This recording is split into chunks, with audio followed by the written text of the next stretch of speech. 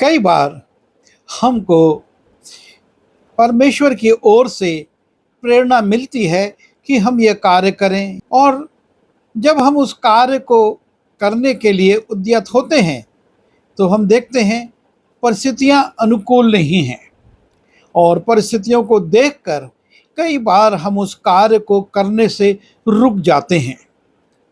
और बाद में हमको पता चलता है कि रुक जाने के कारण हम अब वो कार्य नहीं कर पाएंगे, और इसलिए हमको परिस्थितियों पर ध्यान नहीं देना है। लेकिन जब प्रेरणा मिलती है कि हम ये करें, हमको बिना देर किए उस कार्य को करना चाहिए। मुझको याद है, मेरी तबीयत थोड़ी खराब थी और गर्मी के दिन थे, और मैं घर में था, ड्यूटी पर नहीं गया था, और एक समाचार मिला कि एक हमारे चर्च की सदस्य अस्पताल में एडमिट हैं। और मुझको बार बार यह महसूस हुआ कि मैं जाऊं और उनके साथ प्रार्थना करूं, पर जब बाहर निकला तो देखा कि बहुत तेज धूप है, और मैंने सोचा शाम को मैं उनके पास जाऊंगा और उनके साथ संगति करूंगा। और शाम 4 बजे चर्च के घंटे की आवाज़ आने लगी। पूछा क्या हुआ, पता चला कि हमारे चर्च के वो सदस्य प्रभु में सो गई हैं। और मुझको बहुत बुरा लगा। प्रेरणा मिली थी कि मैं जाऊं, लेकिन परिस्थितियां ऐसी थी कि बहुत तेज गर्मी है, इसमें जाने से तबीयत खराब हो जाएगी, और मैं रुक गया और समय निकल गया। और इसलिए ये बहुत ज़रूरी है कि जब परमेश्वर हमको किसी कार्य को करने की प्रेरणा देता है, हम उसमें देरी ना करें, लेकिन अविलंब हम उस कार्य में लग जाएं। परिस्थितियां कोई भी हों, परमेश्वर का काम है, वो रास्ता निकालेगा, वो उपाय करेगा। परमेश्वर ने नूह से कहा कि इस संसार को समाप्त करने का प्रश्न मेरे सामने आ गया है। और उत्पत्ति उसके 6वें और 7वें अध्याय में हम देखते हैं परमेश्वर एक बहुत कठिन काम नूह को सौंपता है। ऐसे स्थान पर जहां ना पानी है ना ऐसी परिस्थितियां हैं, लेकिन परमेश्वर उससे कहता है कि तू 300 हाथ लंबा, 50 हाथ चौड़ा और 30 हाथ ऊंचा एक जहाज बना, उसमें 3 खंड हों। और इस प्रकार से परमेश्वर उससे एक विशाल जहाज बनाने को कहता है। सब कुछ सामान्य है, कोई भी ऐसी बात नहीं है कि उस जहाज को नूह कहां पर तैराएगा, कहां पर ले जाएगा इतने विशाल जहाज को। जब हम मत्ती रचित सुसमाचार उसके 24वें अध्याय के 38वें और 39वें पद को देखते हैं, और वहां पर लिखा हुआ है, क्योंकि जैसे जल प्रलय से पहले के दिनों में जिस दिन तक कि नूह जहाज पर ना चढ़ा, उस दिन तक लोग खाते पीते थे और उनमें ब्याह शादी होती थी, और जब तक जल प्रलय आकर उन सबको बहा ना ले गया, तब तक उनको कुछ भी मालूम ना पड़ा। संसार की स्थिति बड़ी सामान्य थी। लोगों में खाना पीना, पार्टियां, ब्याह शादी और नाना प्रकार के जो क्रियाकलाप होते हैं वो हो रहे थे। और ऐसी परिस्थिति में परमेश्वर नूह से कहता है कि तू जहाज बना। और तब परमेश्वर की प्रेरणा से, परमेश्वर की आज्ञा से नूह जहाज बनाना शुरू करता है।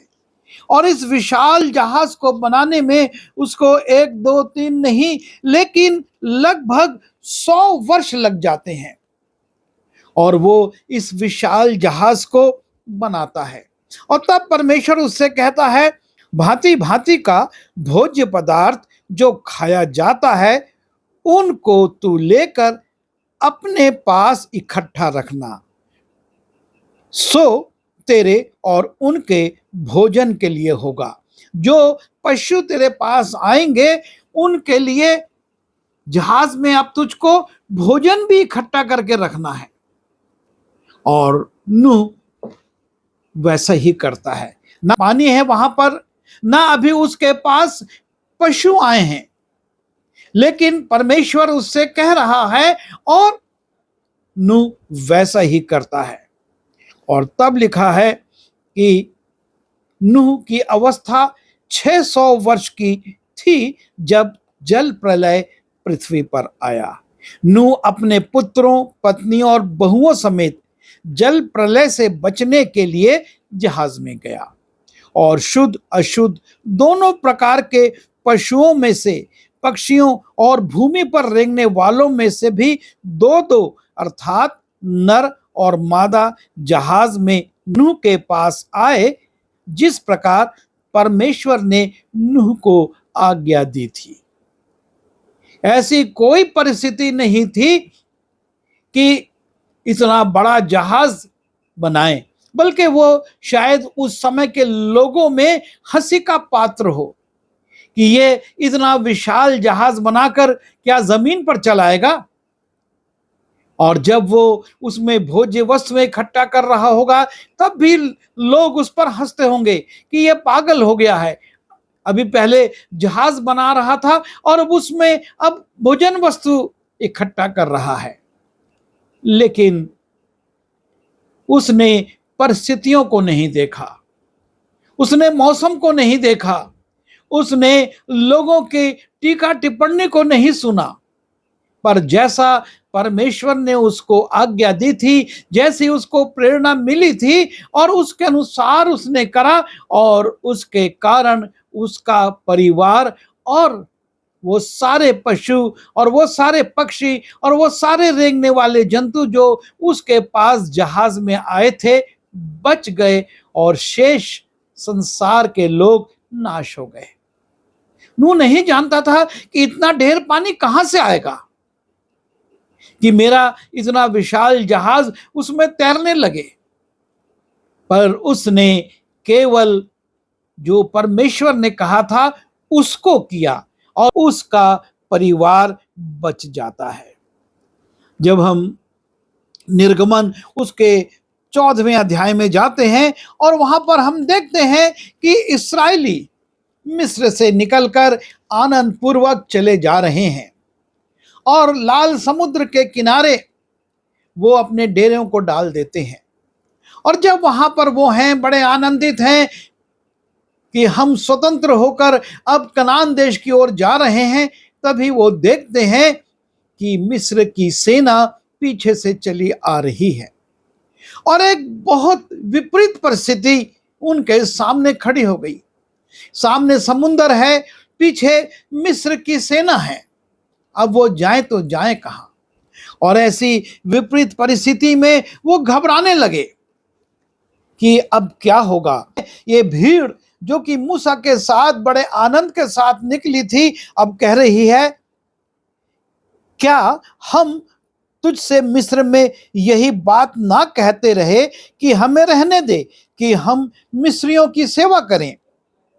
हमारे लिए जंगल में मरने से मिस्रियों की सेवा करना अच्छी बात थी। वो इस विपरीत परिस्थितियों में देखकर विचलित हो गए, लेकिन इन विपरीत परिस्थितियों को मूसा नहीं देख रहा है और इन परिस्थितियों में भी वो अपने धीरज को बनाए हुए है और कहता है, मूसा ने लोगों से कहा डरो मत, खड़े खड़े वो उद्धार का काम देखो जो यहोवा आज तुम्हारे लिए करेगा।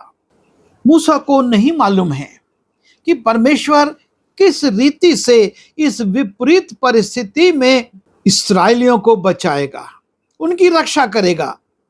इस्राएली मिस्रियों के हाथ से कैसे बचेंगे, पर वो जानता है कि जब परमेश्वर ने इन्हें मिस्र से निकाला है और कनान ले जाने की बात कही है, परमेश्वर अपने वचन को पूरा करेगा। और इसलिए वो इस विपरीत परिस्थिति में भी धीरज के साथ कहता है, डरो मत, खड़े खड़े वो उद्धार का काम देखो जो यहोवा आज तुम्हारे लिए करेगा। कैसे करेगा, क्या करेगा, ये मूसा भी नहीं जानता है, पर उसका विश्वास है कि परिस्थितियां कुछ भी हों, कितनी विपरीत परिस्थितियां हों, पर जो काम परमेश्वर ने मुझको सौंपा है उसको मैं करूंगा। और वो लोगों को उत्साहित कर रहा है कि तुम निराश, हताश, परेशान मत हो, चिंतित मत हो, अपना धीरज मत खो, पर खड़े खड़े परमेश्वर के उस काम को जो तुम्हारे उद्धार के लिए, जो तुम्हारे छुटकारे के लिए वो करने वाला है, उसको देखो। और तब परमेश्वर कहता है, और यहोवा ने मूसा से कहा, इस्राएलियों को आज्ञा दे कि यहां से कूच करे। बड़ी विपरीत परिस्थिति है, सामने समुंदर है, पीछे मिस्र की सेना है, लेकिन यहोवा मूसा से कहता, मत घबराना, और तू इस्राएलियों से कहे कि वो कूच करने की तैयारी करें, किस ओर जाएं, कैसे जाएं। और तब परमेश्वर कहता है, और तू अपनी लाठी उठाकर अपना हाथ समुद्र के ऊपर बढ़ा और वो दो भाग हो जाएगा। तब इस्राएली समुद्र के बीच होकर स्थल ही स्थल चले जाएंगे। परमेश्वर अपनी योजना अब प्रकट कर रहा है कि छुटकारा कैसे होगा। तुझको लाठी उठाकर समुद्र की ओर बढ़ाना है, समुद्र दो भाग हो जाएगा और इस्राएली पीछे नहीं जाएंगे, वो निकले हैं, आगे बढ़ेंगे और समुद्र में से होकर वो निकलते चले जाएंगे। ये है विपरीत परिस्थितियों में परमेश्वर पर जब हम भरोसा रखते हैं, परमेश्वर अद्भुत उपाय करता है। यदि मूसा विचलित हो जाता और वो भी सोचने लगता और कहने लगता, हाँ हाँ मैं अब क्या करूं, तुमको मैं किधर ले जाऊं, तो परमेश्वर इससे प्रसन्न नहीं होता। लेकिन जब बड़े विश्वास के साथ मूसा कहता, मैं तो इस परिस्थिति का सामना करूंगा और तुमको ले जाऊंगा, तुम खड़े खड़े देखना परमेश्वर कैसे उपाय करेगा। और तब परमेश्वर उपाय करता है जिसकी कल्पना ना मूसा ने की थी, ना इस्राएलियों ने की थी। और हम जो इस घटना को जानते हैं, यदि ना जानते होते तो हम भी नहीं कर सकते थे कि समुद्र दो भाग हो जाएगा और इस्राएली सूखे सूखे में निकल जाएंगे। पर विपरीत परिस्थितियों में हम उससे भयभीत ना हो, लेकिन हम धीरज के साथ खड़े खड़े देखें, परमेश्वर उपाय करेगा। जब हम यहेजकेल की पुस्तक में जाते हैं और उसके 37वें अध्याय को देखते हैं, और वहां पर परमेश्वर यहेजकेल को एक बहुत विचित्र आज्ञा देता है। परमेश्वर उससे कहता है कि तू जा और तराई में जो सूखी हड्डियां हैं उनसे भविष्यवाणी कर। यदि कोई घायल है, यदि कोई मरणासन पर है, या कोई निराश है, उससे भविष्यवाणी करके उसको उत्साहित करना एक अलग बात है। लेकिन जो मर चुके हैं, जिनकी देह गल चुकी है, जिनके शरीर मिट चुके हैं और हड्डियां भी बिखर चुकी हैं, परमेश्वर उनके लिए यहेजकेल से कहता है, यहोवा की शक्ति मुझ पर हुई और वो मुझ में अपना आत्मा समवाकर बाहर ले गया और मुझे तराई के बीच में खड़ा कर दिया। वो तराई हड्डियों से भरी हुई थी, बड़ी विचित्र तराई थी जिसमें मृतकों की हड्डियां ही हड्डियां पड़ी थी। तब उसने मुझे उनके चारों ओर घुमाया और तराई की तह पर बहुत ही हड्डियां थी और वे बहुत सूखी थी। तब उसने मुझसे कहा, इन हड्डियों से भविष्यवाणी करके कह, हे सूखी हड्डियों, यहोवा का वचन सुनो। जिनके कान गल चुके हैं, जिनका शरीर समाप्त हो चुका है, जो हड्डियां पड़े पड़े सूख चुकी हैं, परमेश्वर कहता है, तब उसने मुझसे कहा, इन हड्डियों से भविष्यवाणी करके कह, हे सूखी हड्डियों, यहोवा का वचन सुनो। परमेश्वर यहोवा तुम हड्डियों से यूं कहता है, देखो मैं आप तुम में सांस समवाऊंगा और तुम जी उठोगी, और मैं तुम्हारी नसें उपजाकर मांस चढ़ाऊंगा और तुमको चमड़े से ढांपूंगा और तुम में सांस समवाऊंगा और तुम जी जाओगे और तुम जान लोगे कि मैं यहोवा हूं।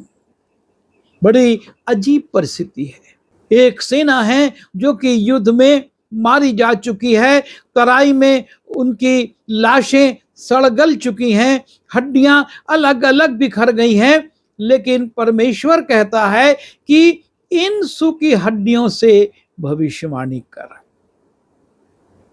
कौन सुनेगा?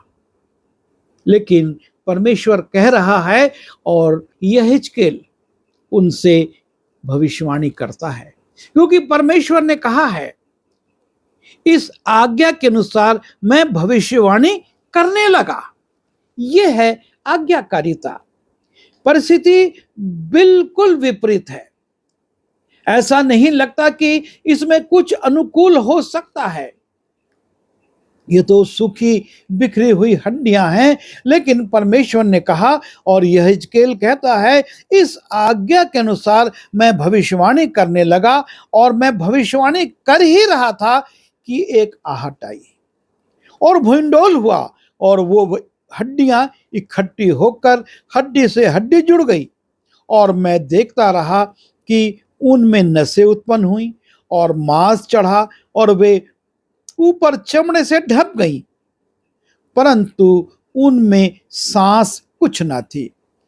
तब उसने मुझसे कहा, हे मनुष्य की संतान, सांस से भविष्यवाणी कर और सांस से भविष्यवाणी करके कह, हे सांस, परमेश्वर यहोवा यूं कहता है कि चारों दिशाओं से आकर इन घात किए हुओं में समा जा कि ये जी उठें।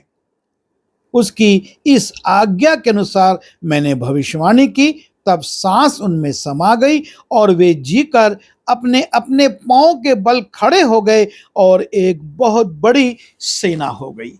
यह है विपरीत परिस्थितियों में, जबकि कोई आशा नहीं है, ऐसी सूखी हड्डियां जिसमें उनके अजीज भी आए तो पहचान नहीं सकते कि इसमें उनका अजीज कौन है, उनसे परमेश्वर कहता है भविष्यवाणी कर। और सांस जिसको हम देख नहीं सकते, परमेश्वर कहता है सांस से भविष्यवाणी कर, और उसकी आज्ञा के अनुसार यहेजकेल करता है। वो ये नहीं कहता परमेश्वर से कि परिस्थिति तो विपरीत है, अरे ये लोग घायल होते तब भी मैं इनसे कुछ कहता तो ये सुन सकते थे, पर ये तो मरकर गलकर अब सूखी हड्डियां हैं। पर परमेश्वर ने कहा, जो परिस्थिति है उसमें तू जा और तुझको भविष्यवाणी करनी है, और वो करता है। वो सूखी हड्डियां जुड़ जाती हैं और एक बड़ी सेना में परिवर्तित हो जाती हैं। जब हम मत्ती रचित सुसमाचार उसके 14वें अध्याय के 14वें पद से 21वें पद में जाते हैं, और वहां पर एक बड़ी भीड़ का उल्लेख है जो यीशु मसीह के से वचन को सुन रही है, और दिन ढलने वाला है। और तब चेले कहते हैं, इस भीड़ को विदा कर कि ये गांव में जाएं और अपने लिए भोजन वस्तुओं का प्रबंध करें। यीशु मसीह कहते हैं, तुम ही इनको भोजन दो, मैं इन्हें भूखा विदा नहीं कर सकता। और तब चेलों के सामने बड़ी विपरीत परिस्थिति आ जाती है। सिर्फ 5 रोटी और 2 मछलियां हैं, 5000 से ऊपर की भीड़ है। कैसे क्या होगा? हमको तो शर्मिंदा होना पड़ेगा। इतने से रोटी से 1-2 व्यक्ति ही तृप्त हो सकते हैं। और यीशु मसीह कहते हैं, उनको घास पर पाती पाती करके बैठा दो। बड़ा शर्मनाक दृश्य है। हम कैसे इनको बैठा दें, हम इनको क्या देंगे? क्योंकि चेले कहते हैं अगर हम 200 दिनार की भी रोटी लाएं तो इनको एक एक टुकड़ा मिल जाए, वो भी कठिन है। और हम कहां से लाएंगे इतनी सारी रोटी? परिस्थिति बिल्कुल प्रतिकूल है। मानवीय बुद्धि से, मानवीय शक्ति से कुछ नहीं किया जा सकता। पर यीशु मसीह कह रहे हैं इनको पांति पांति करके बैठाओ, और चेले बैठाने लगते हैं। चेलों को समझ में नहीं आ रहा कि यीशु मसीह क्या करेंगे, कैसे करेंगे, क्योंकि इसके पहले ऐसा कुछ नहीं हुआ था। बीमार चंगे हुए थे, अंधे चंगे हुए थे, कोढ़ी शुद्ध हुए थे, लेकिन इस प्रकार से इतनी बड़ी भीड़ के लिए भोजन की व्यवस्था उन्होंने कभी नहीं देखी थी। और उनके सामने बड़ी विचित्र परिस्थिति थी। और यीशु मसीह की आज्ञा के अनुसार वो लोगों को बैठाते हैं, और बैठाने के बाद यीशु मसीह उन 5 रोटी और 2 मछलियों को लेकर धन्यवाद करते हैं, और तोड़ तोड़ कर चेलों को देते और कहते सबको बांटो। और चेले बांटना शुरू कर देते हैं। शायद उस समय भी उनको कुछ समझ में नहीं आ रहा होगा कि हम कितने लोगों तक पहुंचेंगे, पर यीशु मसीह दे रहे हैं और वो बांट रहे हैं। और बांटते बांटते वो अंतिम व्यक्ति तक चले गए। सबको रोटी बट गई, सबको मछली मिल गई, सब तृप्त हो गए, और 12 टोकरे टुकड़े के उठाए गए। चेले कहते हमको तू ये कठिन काम मत दे, हम शर्मिंदा हो जाएंगे। ये लोग कहेंगे बैठा तो दिया लेकिन खिला नहीं सके। पर चेले जैसा कहा गया था वैसा करते हैं। और हमारे जीवन के लिए ये सारे उदाहरण इसलिए हैं कि ऐसी परिस्थितियां हमारे जीवन में भी आएंगी। लगेगा हम इस परिस्थिति में कुछ नहीं कर सकते, पर परमेश्वर पर यदि हम भरोसा रखते हैं और परमेश्वर की आज्ञा के अनुसार करते हैं तो परमेश्वर उपाय करता है। उन विपरीत परिस्थितियों को वो हमारे लिए अनुकूल कर देता है। नूह को शर्मिंदा नहीं होना पड़ा, बल्कि उसका परिवार, उसकी पत्नी, 3 बेटे और 3 बहुएं बच गए, क्योंकि परिस्थितियां कुछ भी थी, उसने परमेश्वर की आज्ञा के अनुसार जहाज बनाया, उसमें भोज्य वस्तुएं रखी क्योंकि परमेश्वर कह रहा है। और तब पशु और पक्षी और रेंगने वाले जंतु आए, उसमें चले गए, उसका परिवार चला गया और जल प्रलय से वो बच गए। नूह ने भरोसा रखा और परिस्थितियों को नहीं देखा, लेकिन जो काम उसको सौंपा गया था उसको किया। मूसा ने भी, परमेश्वर ने उससे कहा था तुझे इन्हें कनान ले जाना है। विपरीत परिस्थितियां हैं, सामने समुंदर है, पीछे मिस्र की सेना है, तब भी कहता है खड़े खड़े उद्धार के काम को देखो, क्योंकि उसको मालूम है परिस्थिति कुछ भी हो, परमेश्वर ने जब कहा है कि मैं इन्हें कनान ले जाऊंगा, परमेश्वर रास्ता खोलेगा। और लाल समुद्र 2 भाग हो गया, जो कि कल्पना के बाहर था। सूखी हड्डियां जिनको ना कोई पहचान सकता था, ना जो कुछ कर सकती थी स्वयं, परमेश्वर यहेजकेल से कहता है इनसे भविष्यवाणी कर, और वो भविष्यवाणी करता है, सांस को भविष्यवाणी करता है, और सारे लोग जीवित हो जाते हैं, एक सेना बन जाती है। परिस्थितियां क्या हैं? वो एक वीरान जगह है, वो तराई है और उसकी तलहटी में बहुत सारी सूखी हड्डियां हैं, लेकिन परमेश्वर कह रहा है भविष्यवाणी कर, और वो करता है और परमेश्वर की सामर्थ्य को देखता है। चेले लोगों को बैठाते हैं, कुछ नहीं है फिर भी, और परमेश्वर की सामर्थ्य से ना सिर्फ लोग तृप्त होते हैं, लेकिन रोटियां और मछली के टुकड़े बच भी जाते हैं। हम परिस्थितियों को ना देखें, लेकिन जो बात परमेश्वर ने कही है उसके अनुसार करें, परमेश्वर रास्ता निकालेगा। जब हम सभोपदेशक उसके 11वें अध्याय के 4 पद को देखते हैं, लिखा है, जो वायु को ताकता रहेगा वो बीज बोने ना पाएगा। यदि हम परिस्थितियों को देखते रहेंगे, आज अनुकूल परिस्थिति नहीं है, तो हम काम को कभी नहीं कर पाएंगे। यदि वायु को ताकते रहेंगे तो वो बीज बोने ना पाएगा, और जो बादलों को देखता रहेगा वो लवने ना पाएगा। फसल काट नहीं पाएंगे, ना हम बो पाएंगे, क्योंकि हम हवा को देख रहे, विपरीत दिशा की हवा है, कैसे बीज बोएं, ये तो उड़ जाएंगे। परमेश्वर आपको और मुझको जब काम दिया है तो वो परिस्थितियों को भी बदलेगा। वो काम करने वाले के लिए उपाय करेगा, पर आवश्यकता इस बात की है कि हम बादलों को ना देखें, हम वायु के प्रवाह को ना देखें, लेकिन हम बीज बोएं और समय पर लवनी काटें। प्रभु हमारी सहायता करे कि हम उसके काम को उसके समय पर करें और फलवंत हों। आइए प्रार्थना करें। प्रभु जी, धन्यवाद देते हैं कि आप मनुष्य को काम सौंपते हैं और काम को करने के लिए परिस्थितियों को भी अनुकूल करते हैं। हम परिस्थितियों को ना देखें, लेकिन हम प्रभु आपके काम को करने के लिए तैयार हों, उसे करें और आप रास्ता निकालेंगे। बिनती यीशु के नाम से मांगता हूँ, आमीन।